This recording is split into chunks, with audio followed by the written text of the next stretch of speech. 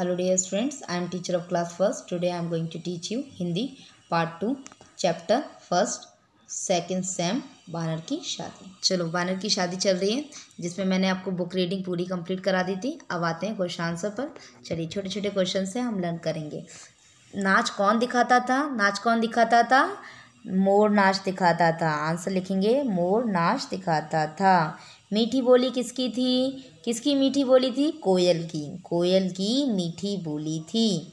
किसकी शादी आई? किसकी शादी आई? बानर की। बानर की शादी आई। भूख का मारा कौन रोया? कौन रोया भूख का मारा? तोता भूख का मारा रोया। अब आते हैं खालिस्तान। वे मिलकर खूब मचाते, क्या मचाते थे? मोर या शोर? शोर। ने अपना नाच दिखाया, किसने अपना नाच दिखाया? घोड़े ने या मोर ने? मोर ने। मोर ने अपना नाच दिखाया। ने एक गाना गाया, किसने? तोते ने या कोयल ने? गाना किसने गाया? कोयल ने। कोयल ने एक गाना गाया। तोते ने एक खाया, क्या खाया? समोसा या डोसा? समोसा या डोसा? डोसा। तोते ने एक डोसा खाया। इस तरीके से ये चैप्टर कंप्लीट हो गया। आप इसे लर्न करके मैम जो भी होमवर्क दिया आपको उसे कंप्लीट करके भेजिए। Okay, thank you.